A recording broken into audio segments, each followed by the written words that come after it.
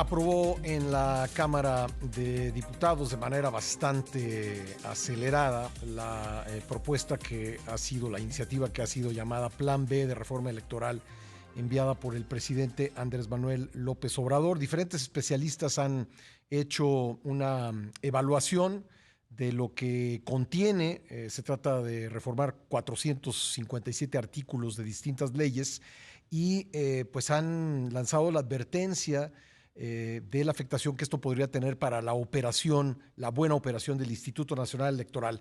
Vamos a hablar al respecto con el consejero electoral Ciro Murayama, a quien tengo en la línea telefónica. Ciro, muy buenos días, ¿cómo estás? Hola Pascal, qué gusto estar en tu espacio, muy buenos días. Buenos días. ¿Hoy has podido o han podido en el INE hacer un análisis de lo que contiene este llamado Plan B? Pues sí, nos pusimos a leer la iniciativa, como bien dice, son muchos artículos que se reformaron, son distintas leyes. La verdad es que fue muy sorpresivo que se lanzara la propuesta y unas horas después estuviera votada. Yo creo que pues ni siquiera se analizó, se leyó por quienes la aprobaron. Fue una operación pues muy poco democrática, porque finalmente se están reformando las leyes que regulan la disputa por el poder político, y esas leyes pues tienen que ser fruto del consenso, del acuerdo. Es una legislación pues muy delicada, porque justamente las elecciones son esta vía que inventó la humanidad para disputar el poder político de forma pacífica, y aquí lo que tuvimos fue pues un atropello. No hubo tiempo siquiera de conocer, de leer, se votó sin mayor discusión. Es decir, es la primera vez en la historia de las reformas electorales en México que se trata de una imposición unilateral, sin ningún diálogo, sin disposición, y yo creo que ahí hay un problema de forma muy grave, porque no es fruto de una operación democrática, sino de una imposición vertical desde el poder. Y por otra parte, pues ya al analizar el contenido de la reforma, pues uno se queda muy preocupado. Desde el INE, yo te lo puedo decir, es una propuesta para anular la capacidad de operación del INE para organizar elecciones en el territorio. Esa es mi mayor preocupación. Desaparecen nuestras juntas distritales permanentes. Estas juntas distritales están conformadas por servidoras y servidores públicos que llegaron a sus cargos por concursos abiertos, que son evaluados y capacitados todos los años. Hay 300 juntas hoy en distritales en el país.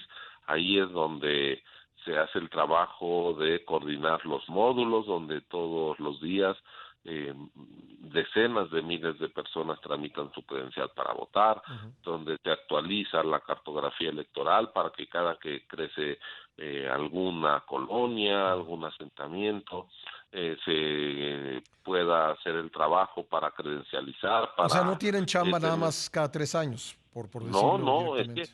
que cada 3 años en elecciones federales hay casillas eh, instaladas cerca de nuestra casa, pero también hay elecciones locales que no necesariamente son concurrentes. Entonces, hoy estamos muy bien acostumbrados a que cada que hay elecciones, pues el INE tiene una casilla cerca de nuestra casa y a la vuelta.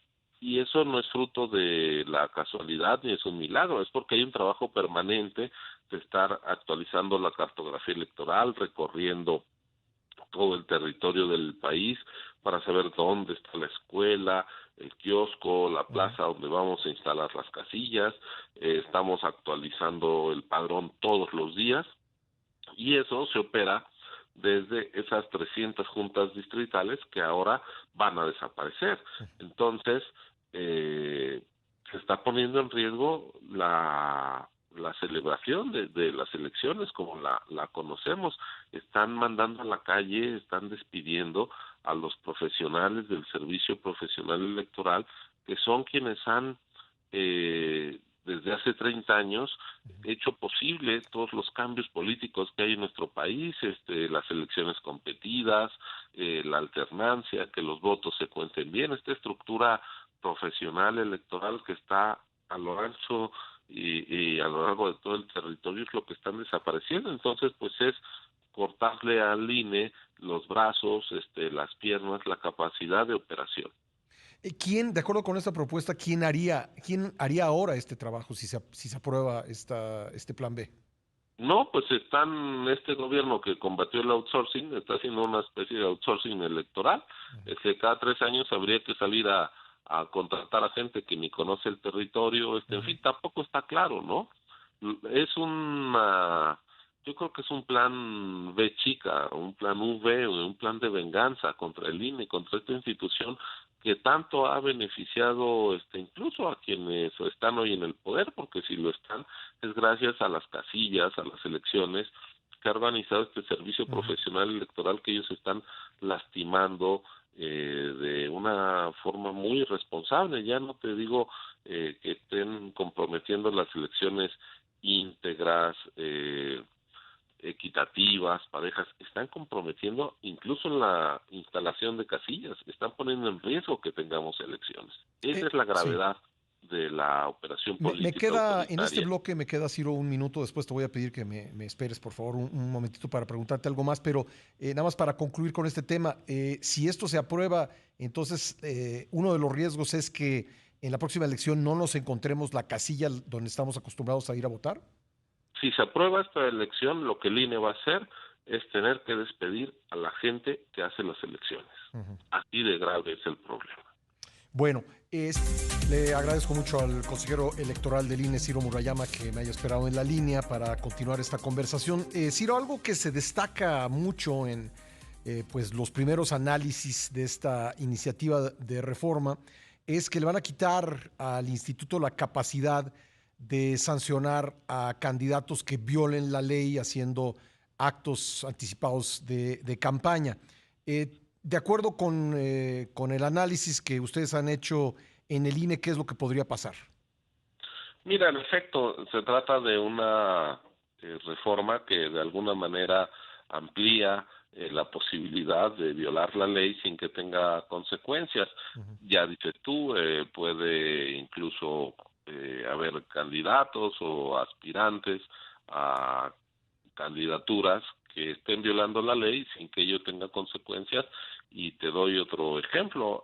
Actualmente, en las campañas, los partidos tienen la obligación y candidatos de estar reportando en tiempo real, es decir, 3 días después de que hacen algún gasto o ingreso, pues cómo están manejando el dinero para que el INE pueda fiscalizar y concluir si hubo o no malos manejos financieros en las campañas, apenas terminen justamente las campañas. Ahora se están dando 20 días para informarte de si recibieron un dinero o gastaron algo. Eso quiere decir que están complicando mucho la fiscalización. Es decir, es una reforma que relaja las obligaciones de los actores políticos, que les permite tener conductas inadecuadas, sin consecuencias, pues es una reforma para proteger la violación de las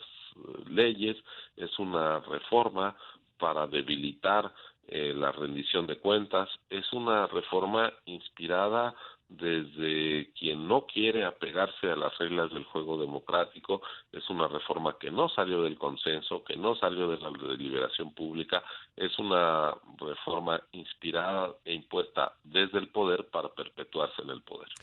¿Cuál es, si quieres por favor recordarle a nuestra audiencia, cuál es la lógica de que esté tan reguladas las actividades que hacen los candidatos y la manera en que gastan? Pues de lo que se trata es que las elecciones transcurran en un piso de equidad y legalidad, de tal manera que no sea el dinero en exceso ni el dinero mal habido lo que dé ventajas indebidas. Por eso tenemos pues una regulación muy estricta en materia de ingresos y gastos de candidatos y partidos. Eso es lo que se está debilitando. Y bueno, pues nosotros tenemos una legislación que bien dices es muy exigente y que en buena medida se construyó por la desconfianza de muchos años hacia las elecciones.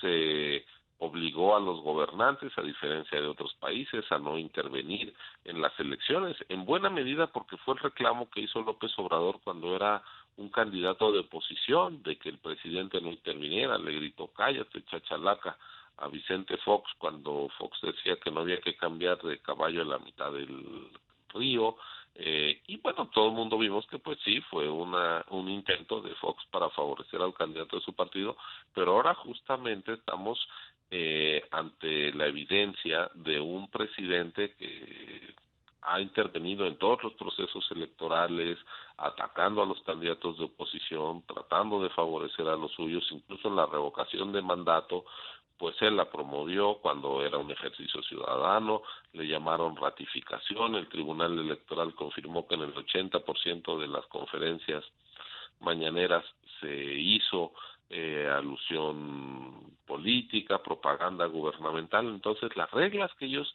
exigieron e impulsaron cuando estaban en la oposición son las reglas que hoy están vulnerando. Entonces, por eso yo tengo la preocupación de que se trata de una reforma electoral regresiva, autoritaria, que no está diseñada para resolver problemas que hay en las elecciones, porque hoy nuestras elecciones transcurren sin problemas, sin impugnación, con transparencia, y esas elecciones organizadas por un árbitro autónomo, profesional, que está presente en todo el territorio de nuestro país, ese árbitro es lo que ellos quieren debilitar y vulnerar. Me quedan un par de minutos, Ciro, pero preguntarte, ¿hay algo más en este conjunto de cambios propuestos que te parezca importante subrayar en cuanto a los efectos perniciosos que pudiera tener? Mira, yo te diría, hay un primer nivel de daño, que es el daño estructural, que es anular la capacidad del INE de operar en el territorio nacional y de hacer elecciones, y hacer elecciones quiere decir tener un padrón actualizado, confiable, tener una cartografía electoral afinada para poder salir cada que hay elecciones, que no son cada 3 años, todos los años en este país hay elecciones en las distintas entidades, eso se está vulnerando, ese es el daño mayor. En segundo lugar, hay un diseño institucional absurdo, por ejemplo, desaparecen la Junta General Ejecutiva del INE, a los consejeros los vuelven una especie de administradores, de operadores de recursos. Hoy nosotros tomamos las decisiones estratégicas, pero no somos los que gastamos, no somos los que estamos operando el dinero, en fin, aquí hay una confusión entre consejeros y digamos la rama ejecutiva del INE, es un pésimo diseño. Y luego tenemos muchas modificaciones puntuales a la ley que comprometen la autonomía, la certeza y los derechos de la gente.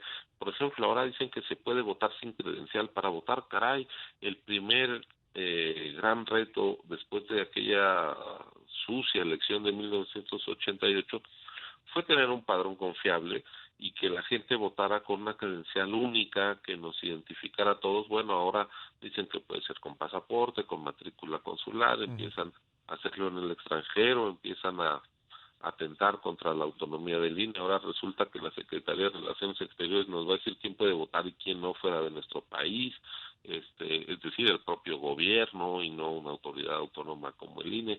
Está plagada de inconsistencias, de retrocesos esta iniciativa que votaron sin haber leído. Pues Ciro, vamos a seguir con atención esta discusión. Te agradezco mucho estos minutos para el programa. No, Pascal, el agradecido soy yo. Muy buenos días. Gracias, buenos días. Ciro Murayama, consejero electoral del INE.